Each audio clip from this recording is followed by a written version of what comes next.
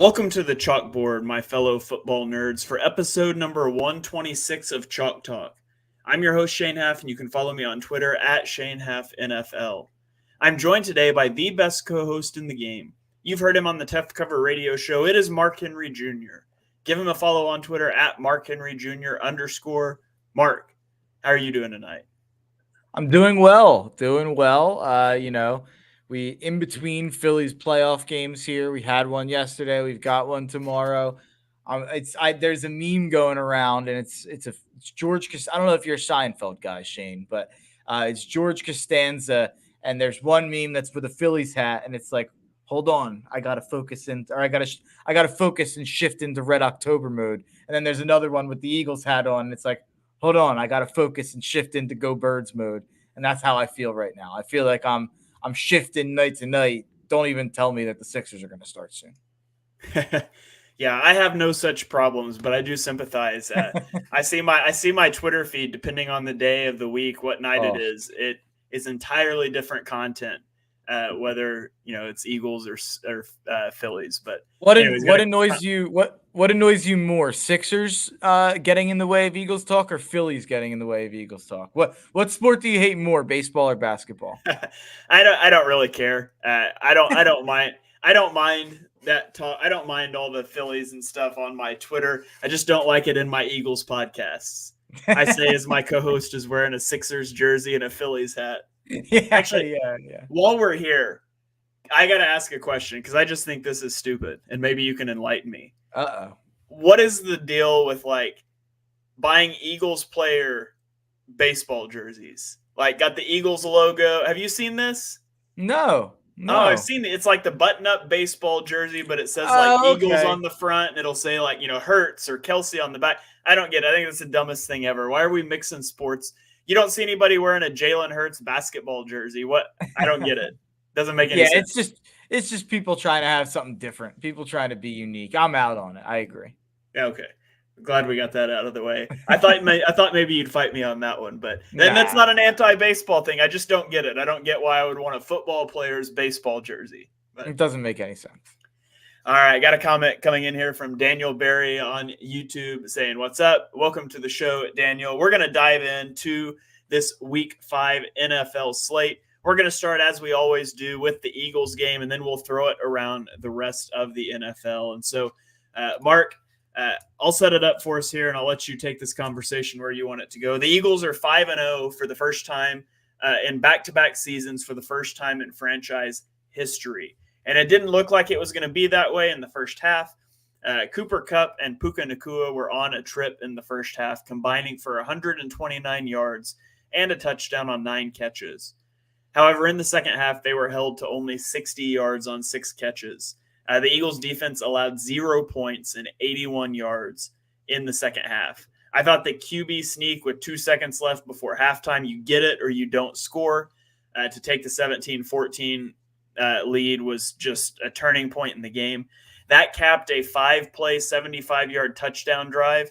It was only the 15th time since 2001 that a drive went 70 or more yards for a touchdown in the final 45 seconds of the first half. So, crazy execution there. Obviously, some luck with that penalty against A.J. Brown, but the Eagles are able to pull this one out. They kind of controlled the game once you got to the second half. What were your main takeaways from the Eagles-Rams game? Jalen Hurts is really good. That's kind of my main takeaway, honestly. I thought Jalen Hurts had a lot of moments where he won you that game. A couple amazing throws to Goddard. The one play where he was able to get out of the pocket and throw to Gainwell, who then was able to make a play and get a first down. The 3rd and 7 that he rushed for and beat the guy on. And that's kind of exactly what we talked about. I don't know if it was a week or 2 weeks ago, but when we talked about, I wouldn't be worried about Jalen having to go one-on-one with a corner. I don't think he's going to get hurt when he has to take on a corner. I think he hurt us. He was like, you know what? I agree, Shane. I'm going to take him on. And that's what he did on that 3rd and 7. He ran him over, and it ended up getting him 10 more yards after the first down. So, I mean, that's just such a back-breaking play for a defense. And it does seem like there was at least some conversation that must have been had between Jalen and Brian Johnson or Jalen and Nick Sirianni or whatever that became, Jalen said, F it, I'm going to start running the ball again. Like, I'm not going to just tuck it, and I'm not going to just give myself up as often as I do. It seems like he was a lot more aggressive in that game when it came to those plays, and they were a lot more aggressive in terms of calling the plays for him to turn him loose in those situations. It reminds me of what Nick Sirianni said I don't know if it was the press conference right after Jalen got paid or if it was kind of like the wrap up offseason press conference with Howie, but him and Howie were sitting there and they were talking about the Jalen contract. And he said, we didn't pay him more for him to do less. And that's kind of what I thought about after that game. And I think there had to have been some sort of strategic conversation had that said, let's get back to doing what we were so good at last year. And what breaks the back of defense is obviously you have A.J. Brown, you have Dallas Goedert, you have Devontae Smith, you have an incredible run game with DeAndre Swift, you have a great O-line. Things aren't going to go perfect for your play calls every single time. And when that happens, to have the ability that Jalen does to make things happen on himself and on his own and to beat a blitz on his own, it's just, it's what makes him special. You're talking on mute. They pulled a Mark Henry Jr. there. I normally don't mute while you're talking, but my kids just got home and they were being loud in the hallway, so I didn't want that to come through. And then I forgot to unmute. That audio, the whole we didn't pay him more to do less. I laid that audio over the clip of him laying down against the slot corner last week and posted that on Twitter. So maybe Hurts saw that one. I don't know. But yeah, Hurts had 4.72 EPA as a scrambler, which is the third highest mark for him since the start of the 2022 season. And it was more than double what he had over the first 4 games combined. So he was effective as a scrambler. He threw for 303 yards and rushed for 70 yards. 300 yards passing and 70 rushing yards has only happened 10 times in the last 5 years. And outside of Jalen Hurts, the only guys that have done it more than once are Josh Allen and Lamar Jackson. So that's good company to be in. Offense had an incredible performance. And, that's more what you thought the offense was going to be. Coming into this year, you thought the offense was going to be electric. They struggled over the first few weeks. I think they're really hitting their stride now. Yeah, I think Jalen played his best game of the year. Obviously, 303 yards and a touchdown passing, 15 carries for 72 yards and a touchdown on the ground on the tush push there. And you mentioned it perfectly. The end of the first half is what won them this game. Tom Brady and Bill Belichick always talk about the middle 8, the last 4 minutes of the first half and the first 4 minutes of the second half. And I think that I was freaking out when the Eagles took a field goal to go up 10-7 with about 2 minutes and 25 seconds to go. First of all, I didn't like the decision to take the field goal. I think it was 4th and 2, and they decided to kick the field goal. Nick has been less aggressive in those spots this year, and I don't know why. I'd like to see him get back to 4th down aggressiveness there, but took the field goal. While I didn't like the decision, I understood it. If you wasted the clock down to the 2-minute warning, there was 2 minutes and 25 seconds left. The clock was running, and they kicked it with 2:25 instead of what they could have done, which was run it down to basically 2:01, and which would have given the Rams less time to go down the field and score. Now, that ended up working out because the Rams go right down and score, which gives the Eagles 45 seconds to go down and mount their 5-play, 75-yard drive to get down the field. And being able to take that from a 14-10 game to a 17-14 game going into halftime, and then coming out of halftime and getting a 3-and-out right away, that's massive. That is what shifted the game right there, the end of the first half, and then that started the second half. Obviously, all of us after the Rams scored would have happily taken 14-13 at half. We would have happily taken a field goal and been down 1. But to be able to go down there and get that pass interference from Brown and then not be too afraid to call the tush push with 2 seconds to go. I think there's a lot of coaches who wouldn't have called that play in that situation. Nick Sirianni's not one of them. So I thought that was a huge, huge shifting point in that game. It really took me back to the Super Bowl Philly special right before halftime instead of kicking the field goal. But to your on that field goal that you took exception with, it was 4th and 3 on the 16-yard line with 2:15 left. For what it's worth, the analytic models show that as a field goal attempt. Wow. Field goal attempt added 1.6 win percentage over going for it. So if they're using the same sort of models that are out there for public consumption, the model would have told them to go there, would have told them to kick there.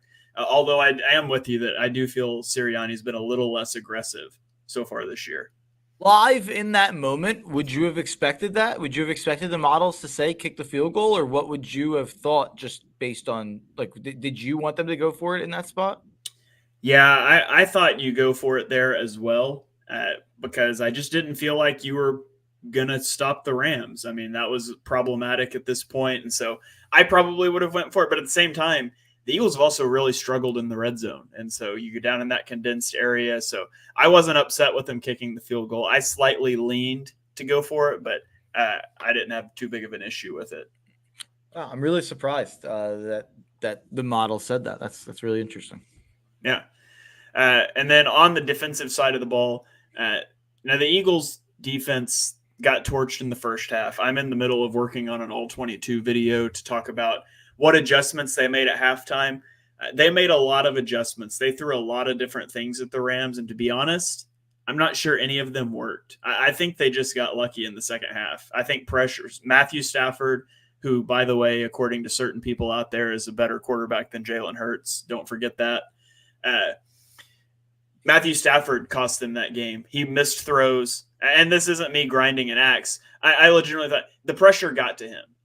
He was sped up. He missed some throws. I thought Cooper Kupp looked a hair off, maybe conditioning thing with him coming off of his injury. There was a few times he wasn't where Stafford wanted him to be. And so the cumulative pressure and Kupp being a hair off and Stafford just sort of, he didn't fall apart, but he missed some throws that you would expect him to normally make.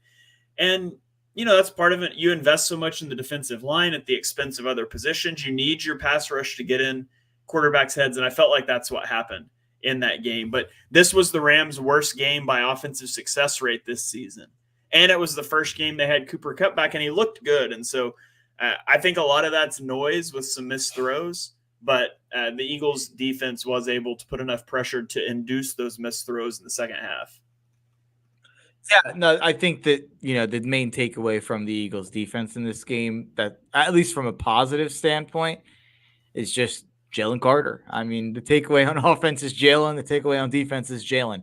Jalen Carter looked like just a game wrecker in this game, specifically on the one sack where I thought, Matthew Stafford was going to crumple. That was just a mean thing to do. I mean, that was a mean sack. Being able to throw Stafford, a big boy in Matt Stafford, to the ground like that. I mean, Jalen Carter just continues to shock and impress every week. And I know you had a good stat out there today about Jalen Carter. I don't know if you have that handy around you right there, but it's referencing over the last couple decades, or I forget exactly the parameters of that, just how impressive he's been. What was that tweet? Yeah, it's so in the last decade, there's been 26 defensive tackles that have been drafted in the first round. Only 4 of them have had more than 3.5 sacks as a rookie. Jalen Carter has 3.5 sacks in 5 games. I can't find the tweet because I put way too much on the timeline to tell you who those are. I know Ed Oliver was one. He had 5. Deron Payne had 4. Aaron Donald had 9. And I can't remember who the other guy was that had 4. But yeah, so he's an elite company there. Yeah, no, he's absolutely the takeaway on defense. And then it's I mean, I guess given the fact they only gave up like 100 yards in the second half and didn't allow a point in the second half, maybe we should walk away a little bit more positive than we are. But like you said, I do think Stafford missed some throws and missed some opportunities that would have made the second half not look quite as pristine. Specifically, there was a couple throws across the middle 15 to 30 yards down the field that would have been first downs and kind of set you back on those drives if you're the Rams. So I agree with you. I didn't think Stafford played a good game in this game, and I thought he cost them a lot. Cooper Kupp and Puka Nacua and even Tutu Atwell and even Tyler Higbee, it felt like we're open all game. It felt like they had open guys all over the place. And in the first half, Slay and Bradbury were getting picked on. And we can talk till the cows come home about Mario Goodrich and Josh Jobe and now Bradley Roby, who, by the way, looked apparently really good in this game. I don't know if you've went back to watch that or take a look at that yet, but he graded out really well, and some of the stats would say he played really well in that game. But if we're going to talk about those guys and criticize what they've done and say who should play, Slay and Bradbury are going to have to play better than they played in the first half, regardless of what those guys that are filling in are going to be able to do, because that's why we're paying Slay and Bradbury to take down CB1 and CB2 roles on the team. So they're going to have to step up like they presumably did in the second half. Yeah, absolutely. You're going to have to get better play out of the back end of your secondary over the long haul. Hopefully they're able to get there as the season goes along. Any other notes that you want to throw out about that game before we move on to Thursday night football? Yeah, I guess one more note that I'll throw out is I'm kind of getting tired of doing the whole thing every week where it's like Devontae Smith's not getting the ball this week, or Dallas Goedert's not getting the ball this week, or AJ Brown's not getting the ball this week. Guys, have you played fantasy football before? Like, how many teams have 3 pass catchers that get a lot of work every week? It's just, it's not realistic. Like, it obviously happened at times last year. We were incredibly dominant as an offense last year. But even if you look at it, there were stretches last year where each one of those 3 guys went through cold streaks in terms of statistics. So I'm just kind of getting tired of like the hand wringing every single week about who gets left out and what it means and everything that it leads to. I'm kind of getting tired of the conversation. It's hard to feed 3 different guys when AJ Brown is. The likelihood that one of those guys is going to have a monster game and there's going to be a matchup that you want to exploit is pretty high. So when that happens, someone's probably going to fall by the wayside, especially when you factor in how much work DeAndre Swift has been getting. I don't think it's anything that we need to be spending time on. So I guess I just wasted 2 minutes. Yeah, well, speaking of who's getting the ball, early betting lean for the week. I've got to find the number here. It might not be up. Well, I don't care what the number is. Whatever the number is for Devonta Smith over receiving yards, smash that button. He wasn't very involved last week. He didn't throw a fit. He did take a walk on the sideline. Sirianni was talking to him, whatever. They make a concerted effort to get those guys involved early. And by the way, Sauce Gardner is going to be following A.J. Brown around everywhere. So Devonta Smith over receiving yards, if it's anything under like 75, I think that's money in the bank. Yeah, it'll probably be like 70.5 if I had to guess. Yeah. Okay, let's turn the page here to Thursday night football. The Chicago Bears beat the Washington Commanders 40-20.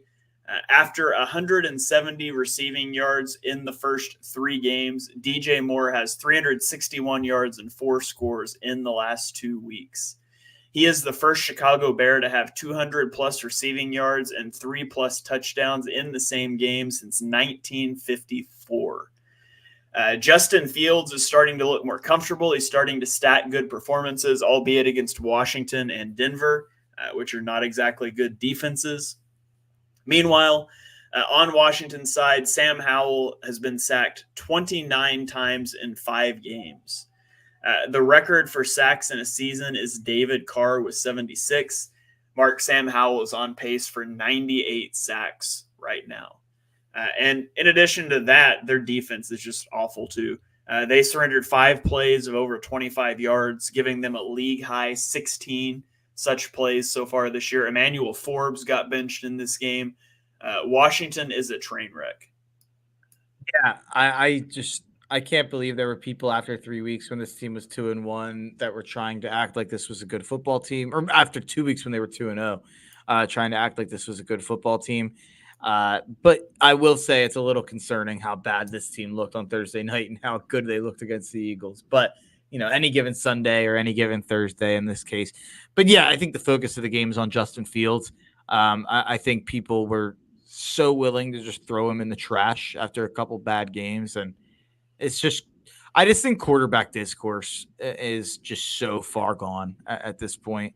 I don't think there's any rational conversation to be had about quarterbacks, and that's a shame because I think Justin Fields is a guy who I'm banking on succeeding on the next team that he's on. And I know that this is a brief positive, and they won this game, and I'm sure there's Bears fans talking themselves into him being the guy. I have no doubts that this regime will move on from Justin Fields and draft their own guy. Maybe that's even the right decision, considering where they'll be picking in the draft and the prospects that they'll have the opportunity to take. But what they've done to Justin Fields is disgusting. And I think he showed the talent that he does have over the last 2 games. What is it, 8 touchdowns over 2 games now? Yeah, something like that. I'm a little sad that he started to turn it on because I messaged you in Discord and said that the Falcons, like, he needs to be a Falcon. And I think that's less likely to happen because he's played good these last 2 games, but I would love to see him out of Chicago. And I mean, can you imagine the Arthur Smith offense with Justin Fields in the pistol? Right, it would just be phenomenal to watch. So that's probably not going to happen at the trade deadline, but we'll maybe get into some other moves the Falcons should be making at quarterback here in a little bit. Let's go on to the Sunday morning early game in London. For the second week in a row, we talked last week, is it a benefit for the Jags to stay there? Is it a benefit to the Bills because they haven't been out of the routine so long? Well, the Jags won 25-20. And despite winning, like, they still can't get out of their own way. Like, they should have won by more than 5. They lead the NFL in drops. They had several drops in this game. They committed 8 penalties. Lawrence fumbled twice. The Jags lead the NFL in fumbles per game. But it was the defense that stepped up, and you would have never guessed that's where help would have come from. But they held a Bills offense that's averaging 41 points per game over the last 3 weeks to only 20 points. Travis Etienne had 132 yards and 2 touchdowns. Calvin Ridley had 122 yards. And the Bills' running game just disappeared. They had 15 carries for 10 yards. For 15 yards on 10 carries. I said that backwards, for their running backs. And then a Bills defense that was already without Tre'Davious White now loses star linebacker Matt Milano to a fractured leg and a potential ACL injury. I haven't heard for sure, but regardless, he's out for the year. The blows continue to come for the Buffalo defense, and Josh Allen can lift you out of any hole at any given time. But I feel a lot less good about Buffalo than I did a couple of weeks ago before these injuries started to mount on the defense. They also lost Daquan Jones indefinitely, who is apparently like a PFF darling on the defensive line. Not a guy who pops off the screen or gets 15 sacks or anything like that, but apparently a guy who grades out really well and an important part of Sean McDermott's defense. But losing a defensive lineman for the rest of the year, a linebacker in Matt Milano and one of their star players for the rest of the year, and Tre'Davious White, a corner and one of their star players for the rest of the year, I think you can erase the Buffalo Bills as a Super Bowl contender. How about that for a take right there? All right, man. Mark's coming out of the gate here. And that's a shame because 3 weeks ago I came on here and said everyone's freaking out too much about the Bills and they're a Super Bowl contender and Josh Allen's the second best quarterback in football and all this stuff. And I was Mr. Bills for a couple weeks there, hammered them against the Commanders, hammered them against the Dolphins. And at a certain point, how much can you withstand? That's 3 massive parts of their defense. Von Miller also left this game due to injury. He's probably fine. I think the report I heard on him was positive. But, man, you go to London and you walk out with 3 less starters potentially. And over the last 2 weeks, you've lost 4 starters potentially. So it's just a brutal – the hits keep on coming for Buffalo. And at a certain point, it's going to become a team that has to score 30 to win. If not, maybe the Bills defense will plug and play and whoever their defensive coordinator is will get a job based on it. But I have a hard time believing that the recipe to finally getting over the top and finally beating Mahomes is to have less of your star players available. I don't know. Yeah. I got a comment coming in on YouTube here from Anthony. First time catching one of these live. Welcome to the live version of the show, Anthony. Glad you're here in the chat with us. Let's roll on to Houston at Atlanta. Houston drops this game 19-21. Mark, for the second time in 3 weeks, the team I canceled the week before came out with a W. The Atlanta Falcons get the win here.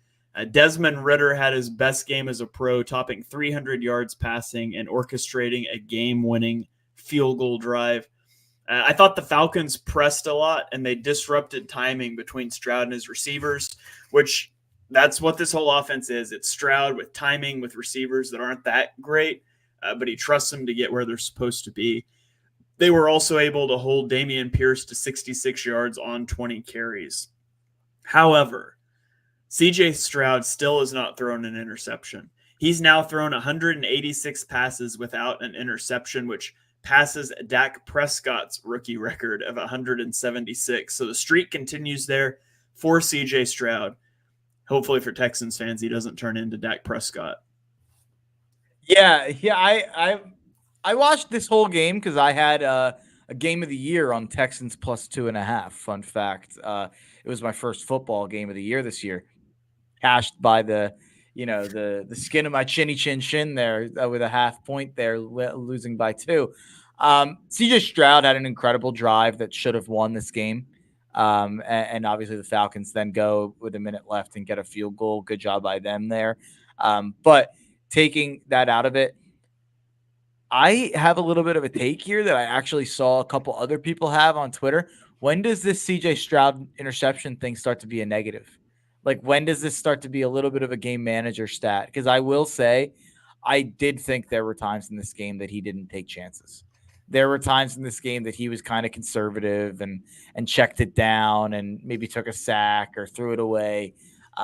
He broke the record on throwaway.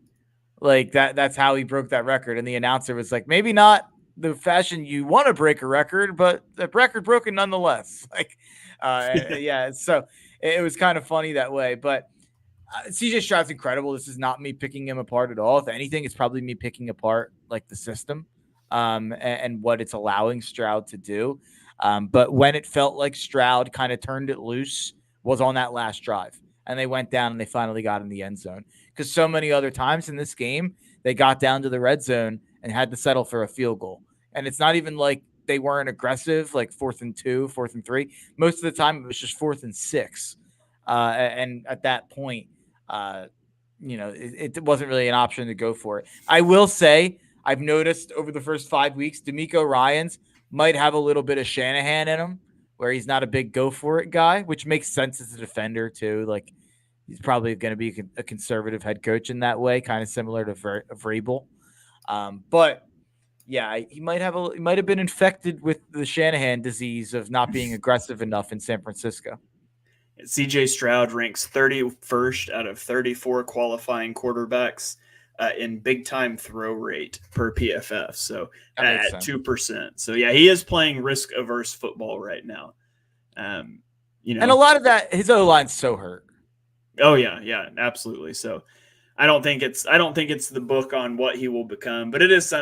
You do bring up a good point. It's something that's worth monitoring, throughout the rest of his rookie season and really over the next couple of years. Yeah, I just think he might just need to throw a pick. He might see it go down. Yeah, see it happen. He just needs to get up there in a game that they're losing and can't come back. He just needs to get up under center and talk to the defensive tackle and be like, "Hey, you ever caught an interception? I'm going to give you one. I got to get this monkey off my back." Yeah, no, they need it. They have another game, by the way, in honor of them covering that game. I'll be betting on them against the Saints this week, plus 1.5. Lock it in. All right. There we go. Let's go to Detroit, where the Carolina Panthers get beat 42-24. Aiden Hutchinson, man, he intercepted a screen pass. It was his 4th interception of his NFL career after having 0 in college and also 0 in high school. 4 interceptions is the most by a defensive lineman in the first 25 games of his career in NFL history. He also got a sack in this game. Aiden Hutchinson is everything that Travon Walker and, to be honest, Kayvon Thibodeaux has not been so far. Bryce Young struggled in this game. He threw 2 picks. The O-line was bad. There was no running game. For the first time since 2011, the Detroit Lions have 4 wins through the first 5 weeks of the season. And, we'll get to Monday Night Football later, but they are solidly in control of the NFC North. Yeah, they're more than twice as good as they've ever been in DVOA through 5 weeks of the NFL season. A lot of that is to do with their schedule. It's been an easy schedule here for Detroit to start the year, besides the Kansas City game. But I'm not taking anything away, and I think they're very clearly the 3rd best team in the NFC.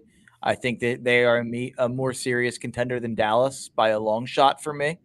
And the interesting thing will be Seattle, and that's a whole other conversation. They were on a bye this week. Seattle was 3-1. Maybe they're the 3rd best team. They did beat Detroit. They're the quietest 3-1 team of all time, I think. I don't think anyone's said a word about the Seahawks. But taking the Seahawks out who didn't play this week, I think the Lions are the 3rd best team. And I think they're maybe the 5th or 6th best team in football. You look at that roster, it just doesn't have a lot of weaknesses. They're pretty solid top to bottom. They've got tremendous depth. Jared Goff's playing the best football of his career. The most impressive part of this win, and obviously it's a bad Carolina team, it's the worst team in football. But the most impressive part is it was done without Jahmyr Gibbs and Amon-Ra St. Brown. So it was done without maybe one of their most important players in Amon-Ra. So that's kind of one of my biggest questions about the Lions was their weapons outside of Amon-Ra St. Brown. They answered that question a little bit in this game. Yeah. And also, they're missing Brian Branch, which was his injury. I can't remember what his injury was now. I know I can't remember either. I will say, look, I want to say that I thought it was a season ender, but I can't remember for certain now. It could have been. I will say, speaking about another Lions rookie here, Sam Laporta looks incredible. Sam Laporta looks like the best tight end from the draft right now. And I think he's been put in a really good situation to succeed, but there is a lot of Gronk in Sam Laporta. You can just see it. He's an absolute freak out there. He makes big plays after the catch, makes big plays blocking. He'll run you over. A lot to be excited about with Detroit, with their tight end there. Yeah. I was trying to look up here. Campbell told the media on Friday they don't feel as good about Branch this weekend, but it's not looking like a long-term thing, which is why they didn't put him on IR. So it was non-contact. Yeah, that's what it was. It was non-contact. And when we recorded last week, we didn't know what the diagnosis was yet, and I just forgot to go look it up. So guess it's not a long-term thing. So that's good. Yeah. I know that Chauncey Gardner-Johnson, I think it was out for the year. Yeah. So, yeah. All right, let's go to Indianapolis, where, speaking of injuries, for the 4th time in 5 games, Anthony Richardson did not finish a game. He's expected to miss at least the Jags game, maybe more, with an apparent AC joint injury in his throwing shoulder. That's one story of this game. The other one is that moments after the Colts paid and activated Jonathan Taylor, Zach Moss racked up 195 yards from scrimmage. He had 77 rushing yards over expectation, and he became the first 100-yard rusher versus the Titans since week 1 of the 2022 season. Gardner Minshew played well in this game, well enough to win. DeAndre Hopkins was the only Titans receiver who had more than 1 catch in this game. He had 8 for 140 yards. And then, down to the end of the game, after stopping the Titans on a 4th and 1 at the 5 with 9 minutes left, clinging to a 4-point lead, the Colts went on a 14-play, 84-yard field goal drive that milked 7 minutes and 3 seconds off the clock. The Titans got the ball back down 7 with about a minute left and ultimately threw an interception. But Shane Steichen doing in Indianapolis what he did last year in Philadelphia. Nobody's better at just running out the clock on a lead than Shane Steichen when he was with Philly last year, and obviously when he's with Indianapolis this year. And Indy gets out of this one with another victory. And suddenly, they're looking competitive in that AFC South that we thought would be a joke as well. Yeah, the AFC South and the NFC South both kind of more competitive than we expected. The Colts, they're just so competent. Shane Steichen's doing such an incredible job. They have receivers stepping up, like Josh Downs as a rookie, really stepping into a big role here for the Colts. Michael Pittman, obviously, been incredibly consistent over the last couple of years. And I think the focus of the game, even though Zach Moss ran for all of those yards, is the Jonathan Taylor situation. And I don't think it makes sense that they didn't do this 3 months ago. If you were going to give Jonathan Taylor this contract, I don't know why it happened in week 5. But we were all along, I mean, neither of us say ever pay a running back generally. But we all along said this is a situation where you do. You're not going to have to pay Anthony Richardson for at least 4 years. You have him on the rookie wage scale. You have the money to spend for a 3-year deal for a running back. That was always my point with Jonathan Taylor. I'm happy they got the job done. And I do think even though maybe they don't need him, maybe Zach Moss is the new Jonathan Taylor, I do think it should help Anthony Richardson whenever he is able to get back in the lineup. But above all else, they have to figure out a way to protect Anthony Richardson from himself. Yeah, absolutely.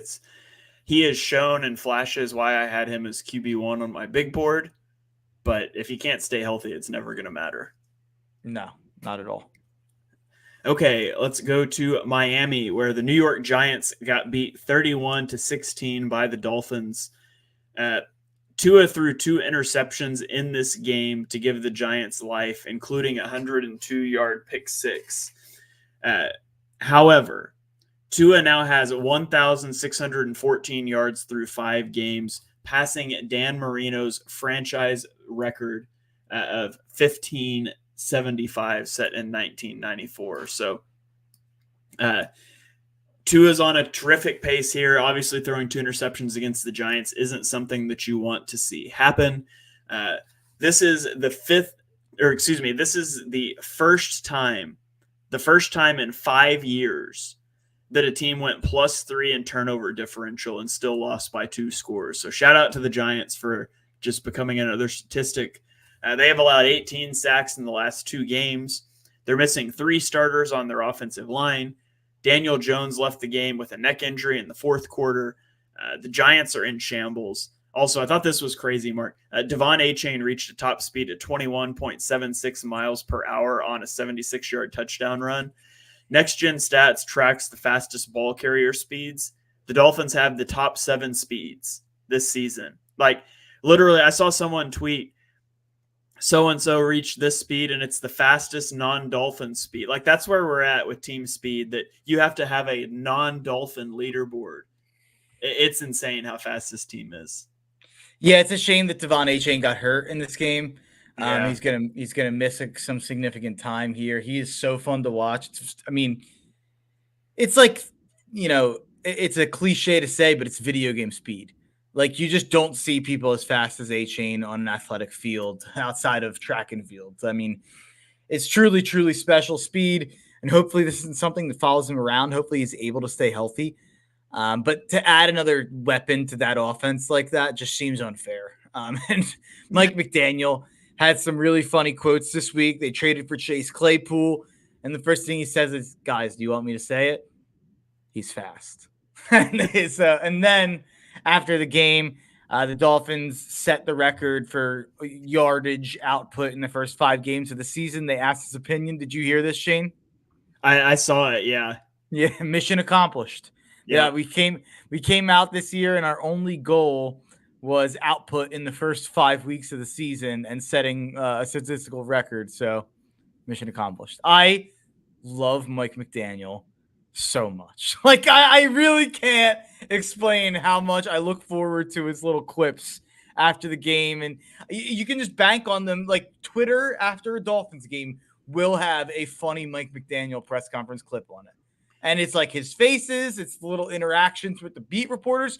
He's the only non-Eagles head coach I've ever searched on YouTube, Mike McDaniel press conference. I'm watching a Giants-Dolphins coaching post-game press conference because of this guy. Like, it's just very funny. I love Mike McDaniel. Yeah, I heard. I was talking to a guy the other day, and we were talking about just NFL stuff in general, and he mentioned the Dolphins, their coach. He's kind of weird. I was like, oh, he's hilarious. I love Mike McDaniel. I have a question for you.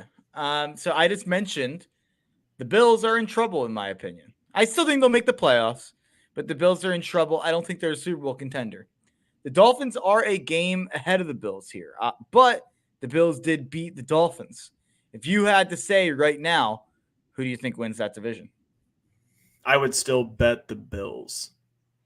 That's interesting. I think I'd go Dolphins. It's hard for me, and I know, but it's still hard for me to trust that Tua is going to stay healthy. Yeah, I mean that's fair. I guess if you made the asterisk Tua staying healthy. Yeah. I got a comment here on Facebook. Ask, what's that noise? Are you hearing any sort of feedback or anything, Mark? No, nothing on my end. I don't know. Yeah, I'm not hearing anything either, Tyler. Hopefully you're just yanking our chain there, or at least hopefully it's on your end. Yeah, I don't know. Hopefully it's not too bad if other people are hearing it, but I'm not hearing anything. Okay. Tyler, get him out! I don't want him in here. I don't have the power. It's get him out of here. Harper being doubled up. Okay, that's disgusting that we just acknowledged that. I want to vomit. Tyler Dyer. You're Dyer to me. You're dead to me, Tyler Dyer. I'll say it. That's not. I'm talking football. I'm forgetting about it. No, that's good. He got us. I can't. Yeah, that's a good one. I like that. You get a gold star, especially because you riled Mark up. He should get blocked. All right, let's move on to New England, where the Patriots got embarrassed by. I'm pissed. Still laughing about this. I'm pissed, Tyler. You pissed me off. The Patriots got embarrassed by the New Orleans Saints, 34-0.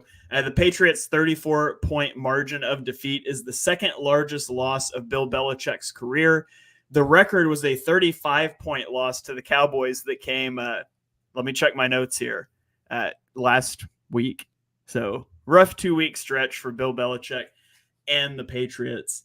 The Saints forced 3 turnovers. They only allowed 8 first downs on 14 possessions.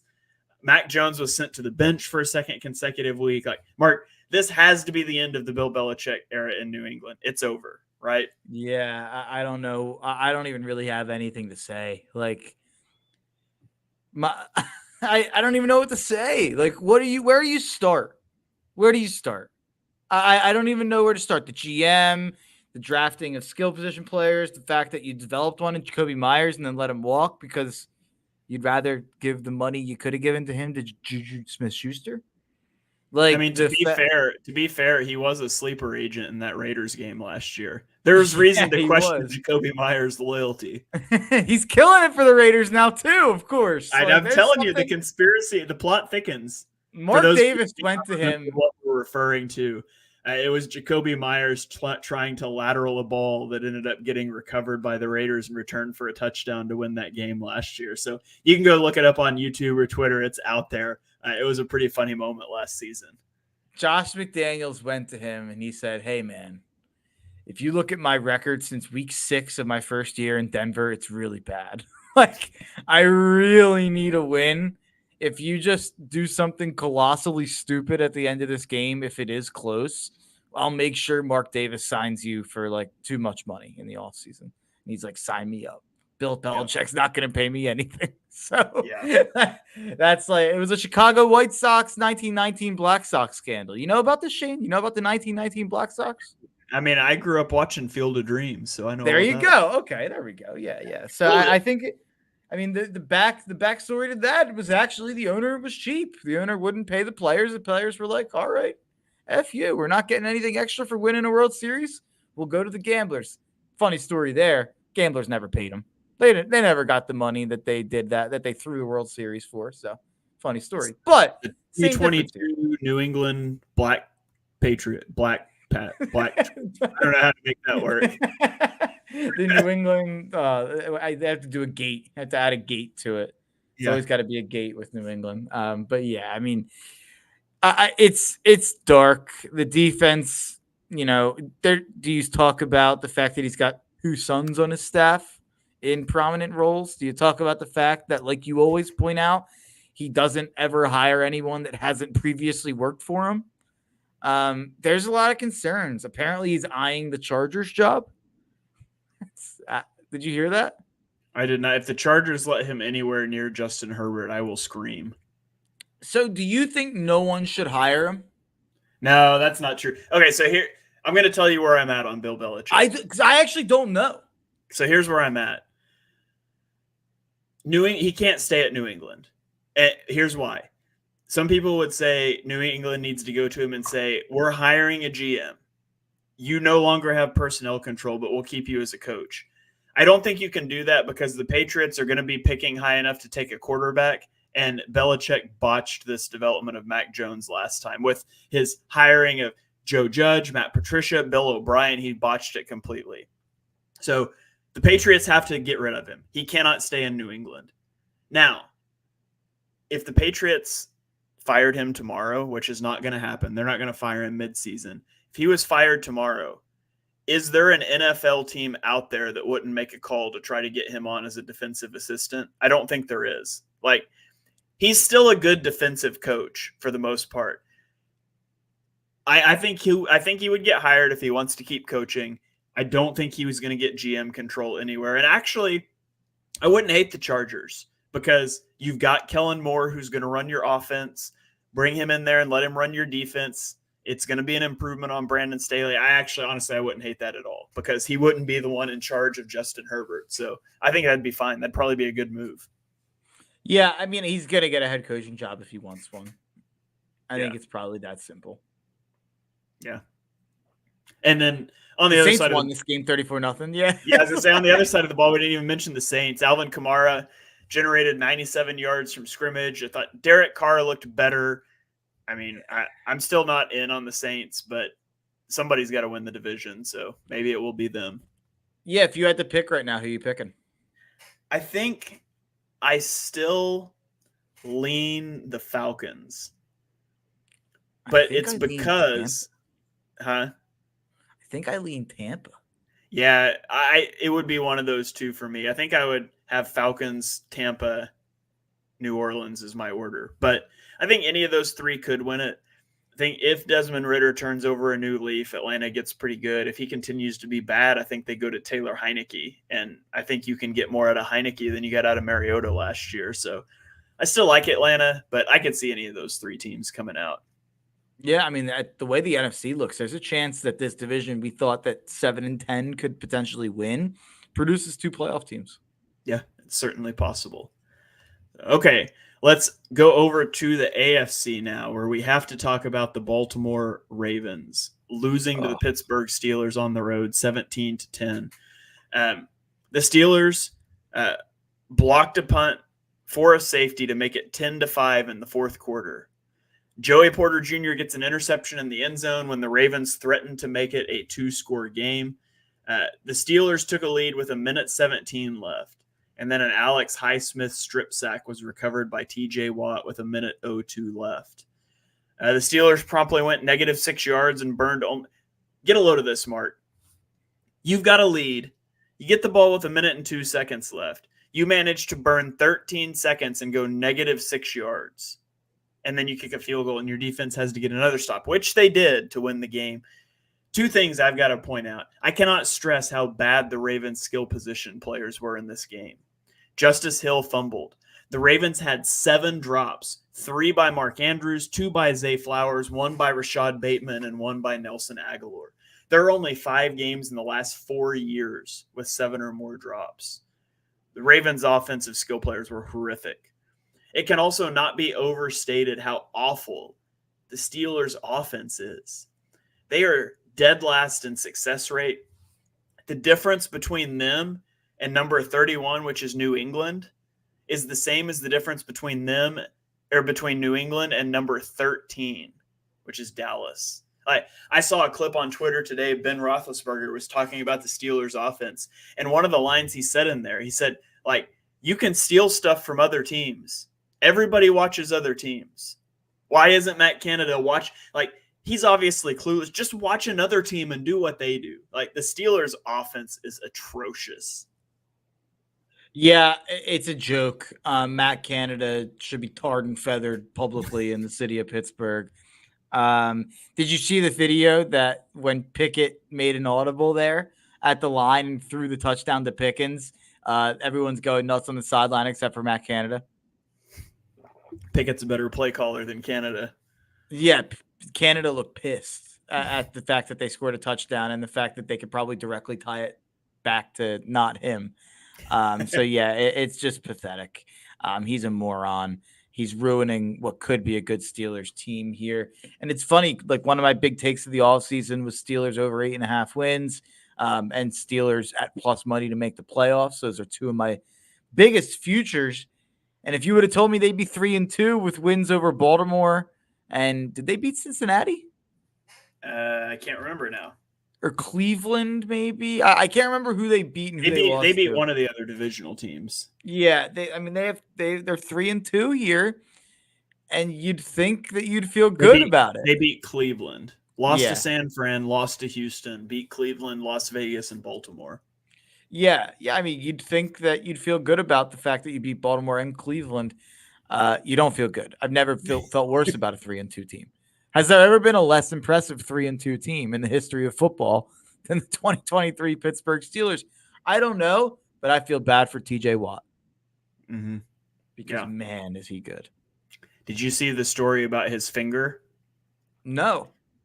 So he dislocated his finger during the game, and it's going to require surgery in the offseason, but he popped it back into place and kept playing, and he's like, I'll have surgery after the season's over.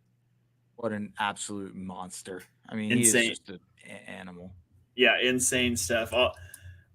There was more to it than that. There was something about badly dislocated finger and torn ligaments against the Yeah, this is the headline. TJ Watt suffered, quote, badly dislocated finger and torn ligaments against Ravens, semicolon. Won't miss a game. Like, professional athletes are just different, man. If I dislocated my finger with no torn ligaments, I wouldn't even be on this podcast tonight. I'd be like in bed with ice packs and ceasing to exist. Yeah, I mean, I felt horrible for TJ Watt, but I feel even more horrible for Lamar in this game. And Lamar made bad plays. Lamar made bad throws. Mm-hmm. But, I mean, we thought we were past this. We thought we were past the full incompetence of the offense around him, and I don't think we are. Literally 24% of his pass attempts were dropped. That's insane. And it was a joke watching it live. Like, Mark Andrews had drops. Nelson Aguilar, unlike Aguilar. Yeah, that was my verbal meme there. But Aguilar had drops, which shocking that Nelson Aguilar would have drops. And Rashad Bateman has become a bit of a consistent drops guy as well. So yeah, it's a shame that Baltimore can't seem to figure it out around Lamar and what to do around Lamar. Yeah. All right. Let's move on to the afternoon slate. We've got Cincinnati staying in the same division at Arizona. They win 34-20. Joe Burrow looked a lot more like himself in this game. He had a couple scrambles. He looked better moving in the pocket. Cincinnati gained a season-high 380 yards. And, of course, Jamar Chase, who famously said, I'm always open, had 15 receptions for 192 yards and 3 touchdowns. It was his second 10-plus reception, 150-plus yards, 3-plus touchdown game. Only Jerry Rice has done that more than twice, and he did it 3 times. As for the Cardinals continue to hang in games. They're plucky, but they're not talented enough to win them. Cardinals fans should be encouraged, though. Like, the ideal outcome for them is to be in and continue to lose every game and get good draft picks. Like, they need to follow the Bears blueprint from last season. Yeah, no, I totally agree with that. I think I said it all on this one. All right. Well, let's roll on to our next game. I'm going to need you to bear with me for just a second because I need to share my screen with you for this one. Oh, no, now my whole screen just went black. Okay, we're back. Just so you guys know. I mean, you guys listening on audio, we don't edit this. It's just what you see is what you get. But we're going to go to Denver. where the New York Jets beat the Denver Broncos 31-21. Mark, I've been sitting on this one for a long time. We got the Sean Payton on the sideline with the headline, Sean Payton can't hack it. Obviously, after he calls out Nathaniel Hackett, they go and they lose. Robert Saleh gives Nathaniel Hackett the game ball after the game, which is just kind of honestly a little pathetic, but whatever. Jets kicked. I don't think it's pathetic. I get it. It's fair. No, I mean it's fair, but I don't know. We all know what Nathaniel Hackett's actually doing on that team, which is just hanging out with Aaron Rodgers. But yeah. Anyways, so the Jets kicked field goals from the 17, 9, 10, and 13 yard lines in this game. Denver kicked field goals from the 14 and the 13. Nobody could find the end zone. A Quincy Williams strip sack of Russell Wilson and Bryce Hall touchdown return basically sealed the game. Breece Hall got the offense going after their first 4 drives resulted in only 20 yards. He ended the day with 177 rushing yards. Denver, I thought they started out strong. I didn't think I was going to get to post my meme, but in the second half, they were just shut down. 3 straight 3-and-outs. They got a fresh chance on one of them after a muff punt, and then they fumbled 2 plays later. Just a train wreck. Mark, Denver has the worst DVOA defense ever measured through 5 games. Like, historically bad stuff. This was something we sniffed out before the season, and I was a little too high on Denver coming into the year. I had them winning 9 games, and I thought Sean Payton, they won 7 games last year, and I thought Sean Payton would at least make them a little bit better on offense. And I did say, however, the reason I wasn't in on Denver and the reason I didn't go all in, like maybe at the beginning of the offseason I wanted to, was because of the fact that you looked at the defense on paper and it just was not very impressive. And you thought about the fact that they lost to Giro Evero last year, and I think that mattered a lot. And you brought in Vance Joseph. I think he's incompetent. And I think this defense is devoid of talent. Now they're trading pieces off of it. We sniffed this out, and we saw it coming that this defense wasn't going to repeat what it did a year ago. The offense is probably about the same as it was last year, which is pathetic. But the true story here, everyone's going to focus on Sean Payton. Everyone's going to focus on Russell Wilson. And a lot of that, rightfully so, especially on the Sean Payton point. But the defense is the story because it is historically bad. I mean, Breece Hall got whatever he wanted. Yeah. On the Jets side, another injury-related thing here, Elijah Vera Tucker. I don't know if you saw this. He's now out for the year with an Achilles injury. So the Jets' offensive line sustains another big blow here. Yeah. I mean, it feels like, how many injuries have we talked about on this show? Like injuries are just so rabid right now. Like it feels like every game, every single game that we've talked about has had a massive injury. Well, we're about to talk about another massive injury. We'll go to Minnesota, where the Kansas City Chiefs beat the Vikings 27-20. 2 injuries, actually. Kansas City fans held their collective breath when Travis Kelce limped off the field with a non-contact injury late in the first half. He did not return for the first series after halftime, which led to a lot of speculation. But then he was back in the game, and he had 5 receptions on the drive. He came back. He scores the game-winning touchdown. The injury was reported as a low ankle sprain. Justin Jefferson was held to 3 catches for 28 yards, and he left the game in the fourth quarter with a hamstring injury, and he is now going on IR, meaning he will miss at least 4 weeks, which leads me to the Vikings season. I mean, it was over, but it's really over now. You're 1-4. Justin Jefferson's on IR. This game epitomizes Kirk Cousins' 14-play touchdown drive to make it a 1-score game, but then at the end of the game, you get to the 38-yard line and there's 5 seconds left, and Cousins doesn't even throw it to the end zone. He takes a sack to end the game. And so it's just Kirk Cousins. It's what it's going to be. Minnesota is another one of those teams that's going nowhere, and it would behoove them to not win many more games. And I think part of that, I put out on Twitter with the Justin Jefferson news that Kirk Cousins, they need to trade him. Last year of his deal, You want to make sure you've got a top 5 pick, and people were saying he's not going to get that. It's like, I know. I mean, I'm saying they might mess around and win a couple games if they keep him. Like, send him to the Jets, send him to the Falcons, send him somewhere, send him to Siberia. It doesn't matter, but get Kirk Cousins off the team and just make sure you keep losing football games. That's my takeaway here. Yeah, I absolutely think they should trade Kirk Cousins. And I think that, honestly, like he's worth a first round pick to the Jets. And I know we've talked about this before. I don't know if the Jets would do it, and Zach Wilson's looking better. He's worth the first round pick to the Jets because I think he could legitimately turn them into a competitive contender of a playoff team. I don't know about Super Bowl contender, but right under a Super Bowl contender, which the Jets should want to do. Yeah, I wouldn't give a first for him, but I'd give a second. I think as much as the Jets need him, the Vikings need him out of the building. So that's working in your way a little bit too. Yeah, I just, man, it is hard to fathom how much better the Jets would be with Kirk Cousins right now. Yeah. All right, let's roll on to Sunday Night Football, the game of the year, Mark. 2 NFC heavyweights facing off, the Dallas Cowboys at the San Francisco 49ers. We'll find out where these teams stack up, and we found out pretty quick that we found out. Yeah, we found out Dallas just gets blasted by the 49ers. 42-10. That meme on Twitter, F around and find out.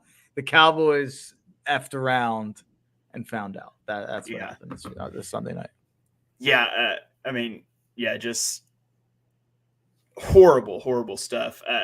Dak Prescott was awful. Run game didn't help. But Prescott threw 3 interceptions and 5 pass attempts.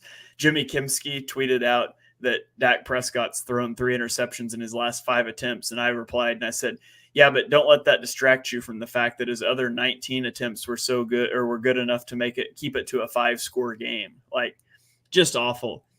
When not pressured, emphasize not pressured, Dak was 8 of 17 for 77 yards, 2 interceptions, a 25 QB rating, and negative 13.1% completion percentage over expectation. The Cowboys' leading receivers in this game were CeeDee Lamb, who had 4 receptions for 49 yards, and the 49ers defense, which had 3 receptions for 49 yards. So it was awful for the Cowboys. On the 49ers side, following a game in Arizona where Purdy only threw 1 incompletion, he threw for 252 yards and 4 touchdowns on this Dallas defense that's supposed to be really good in the best performance of his career. He's only the 4th quarterback since 1950 to win each of his first 10 regular season starts. He is lapping the rest of the league in EPA. Like, I think we're about to get into territory. If he continues this, we're going to get into territory where Brock Purdy has serious MVP push behind him. The thing that might steal that is Christian McCaffrey might also have that. Also, Christian McCaffrey, I have way too many stats for this game. Sorry, I'm just going to put them all out here. But Christian McCaffrey lost a fumble that snapped his streak of 995 consecutive carries without one. He almost made it to 1,000. He did score a touchdown, which extended his streak to 14 games. He's only the 5th player in NFL history to do that. First place is LaDainian Tomlinson with 18. So if he scores in 5 more consecutive games, he will hit that. Which, by the way, I should have looked up their schedule and seen who they play in those 5 games, just because that might be fun. I don't know if that gets to the Eagles game. That'd be kind of crazy if that was the potential record-breaking game. It's not. It's 2 games before that. So anyways, the other one, my last deal on this game, San Francisco is the 6th team in NFL history to score over 30 points in each of their first 5 games. The 2000 Rams, the 2007 Patriots, the 2011 Patriots, 2013 Broncos, and the 2018 Rams. All of those teams except the 2000 Rams made it to the Super Bowl. The Rams lost in the wild card round. The 4 teams that made it to the Super Bowl went a combined 0-4 in the Super Bowl. So maybe you combine that with Kyle Shanahan's postseason troubles, and there's some ominous things brewing out there on the horizon for the 49ers in the postseason. Another fun tidbit of this game, and I'll get to my main takeaway on this game, but a fun tidbit of this game is who's the defensive coordinator for the Dallas Cowboys? Dan Quinn. Who was Kyle Shanahan's boss when they lost 28-3, which Kyle Shanahan gets to have thrown back in his face, even though the decisions of who impacted that? It's Quinn, right? Quinn was the head Yeah. coach, right? Yeah, Dan Quinn was the head coach of that team. So that's a fun little side plot there. Shanahan's probably got some feelings about Dan Quinn because without a doubt, Dan Quinn cost them that game, in my opinion, more than Shanahan's play calling did with some of his decisions defensively, some of his decisions in terms of timeouts and when to go for it and things like that in that game. That's a fun one. But taking aside that, but one more thing on the Dallas defense, actually, a stat that I had going into this game was that the Cowboys were number one in the NFL at defending the left side of the field, and they were also number one at defending the right side of the field. But when it came to the middle of the field, they were 27th. That was shown in this game. San Fran got whatever they wanted in the middle of the field, it felt like, especially with George Kittle and especially with Christian McCaffrey. I think that this showed a lot about not just the guy I'm going to get to, but it says a lot about the Dallas defense that people tripped over themselves to fawn over after looking good against Daniel Jones and Zach Wilson, and then losing to the Cardinals. So I think the Dallas defense was always overrated. I don't think it was ever quite nearly as elite as people wanted to make it seem. Mm-hmm.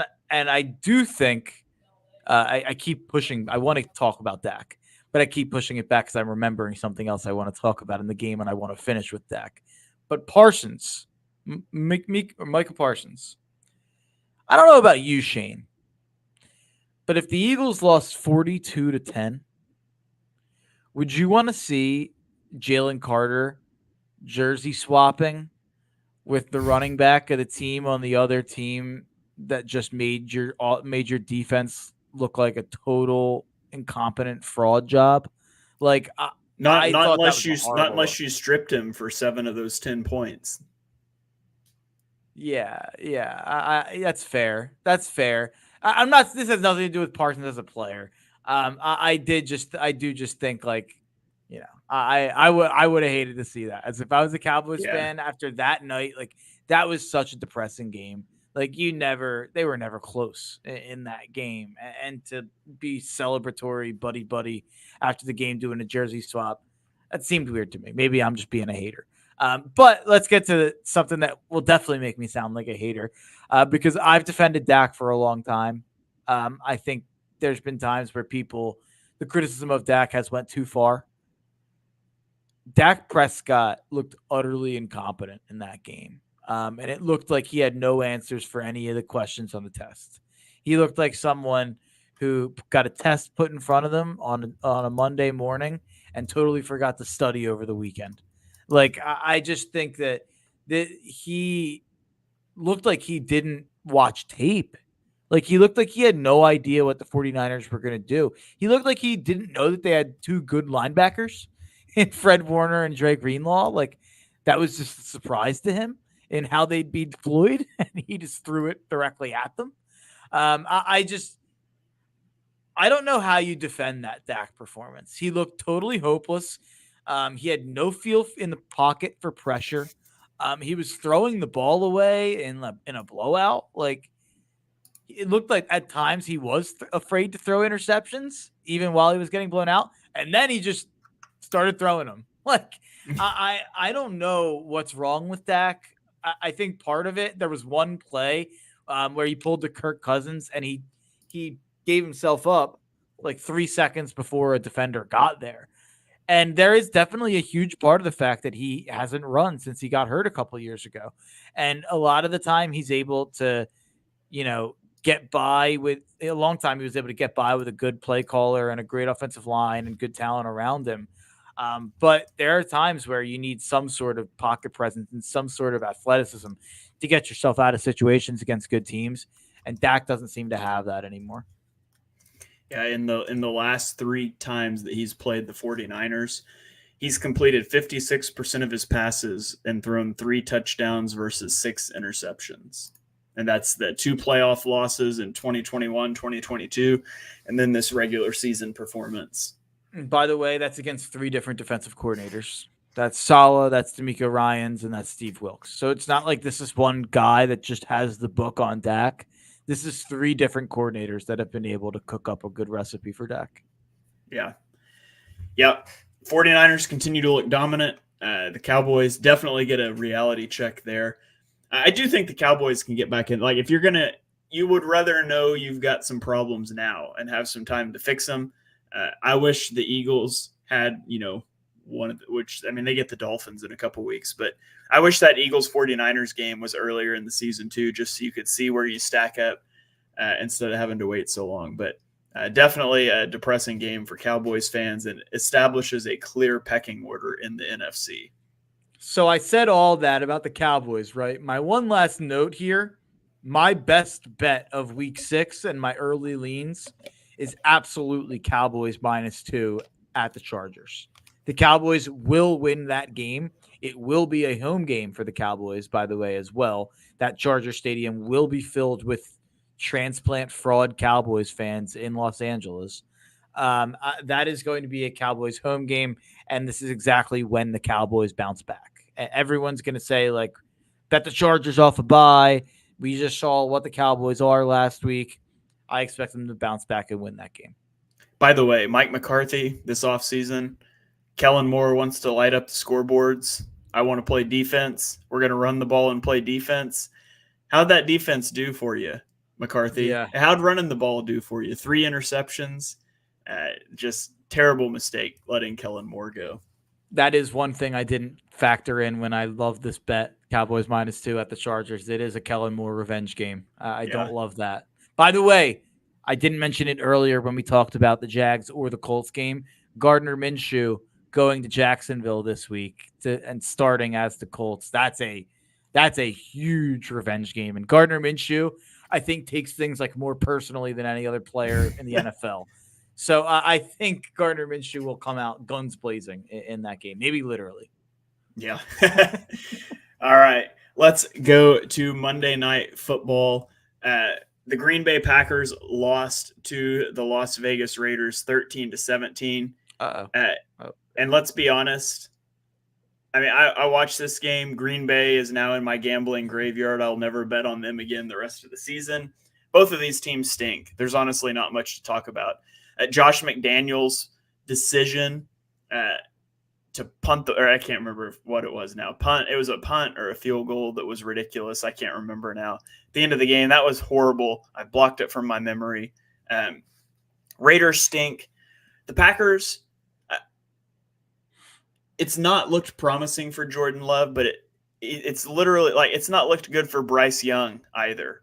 And they've played the same amount of games essentially. So I think, Jordan Love's been in the league forever, but when you realize he's essentially a rookie playing his 5th, maybe his 6th game, if you count some garbage time, like this was expected.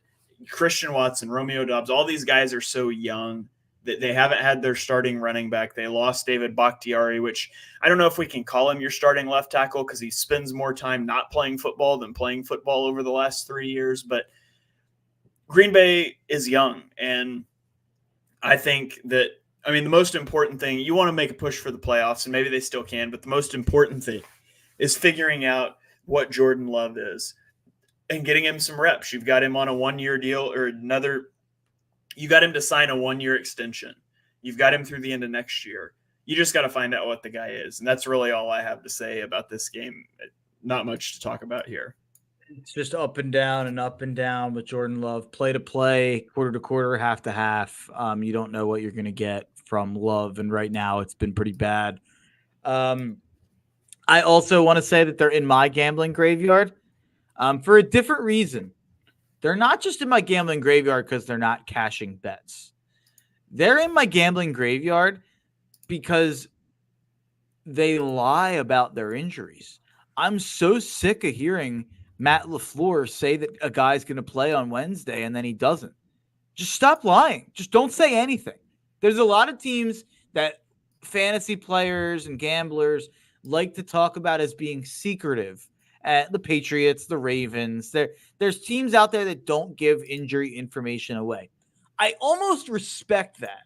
Instead of what Matt LaFleur and Green Bay's players do every week, Christian Watson, Aaron Jones, David Bakhtiari, Quay Walker, all these guys that have had consistent designations, I'm seeing every week, expect them back Thursday. And then they don't play.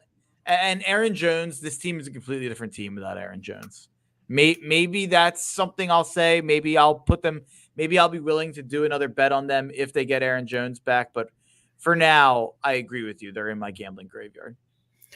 All right. Well, that wraps up our review show. Even though there were 2 less games this week, Mark, we didn't get any shorter on our show here, which doesn't surprise me, nor should it surprise our listeners. I'm going to lead off our final thoughts here by canceling a team that will almost certainly win next week after I cancel them, because that's just how this works.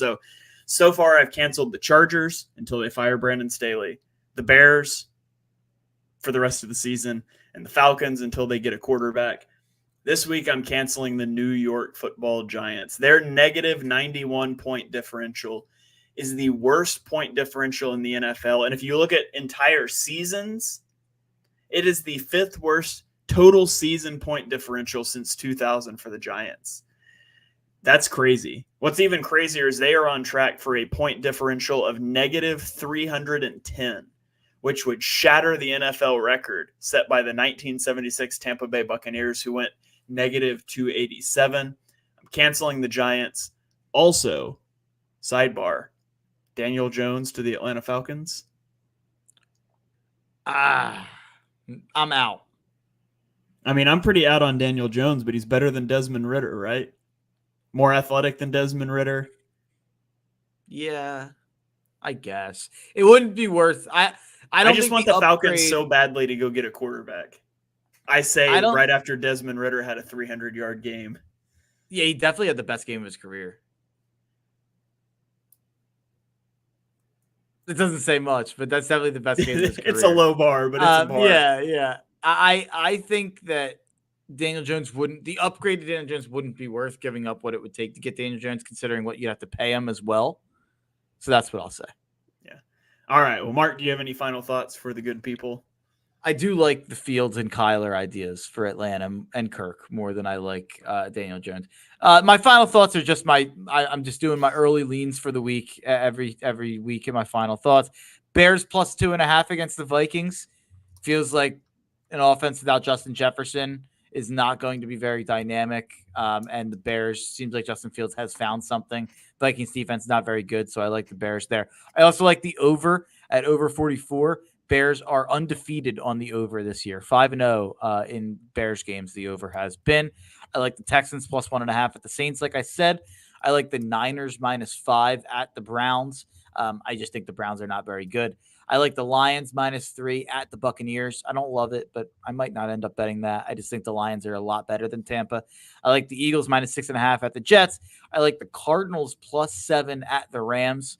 And last but not least, I mentioned it, I like the Cowboys let's see if that line moved, -1.5 at the Chargers.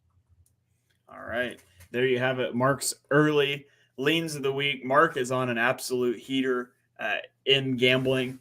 I thought I was having a great week because I was up like 6 units. I'm up like 22 on the year, and Mark was like, I'm up 25 this weekend. So check out Mark's gambling advice. It's either better than mine or he's more confident in it and he wagers more than I do. One of the two. Yeah, it's just the way that I do it. It's like my bets, I have bets I'm extremely confident in, and then bets that are almost hunches, almost lean plays. Like I like it a little bit. Let me throw it out there. And it would feel crazy to bet the same amount on both. So I will have a play that's a 10-unit play, and then 5 plays that are 1-unit plays. So if, these runs are hinged on a couple big bets. Like last night, I ended up going.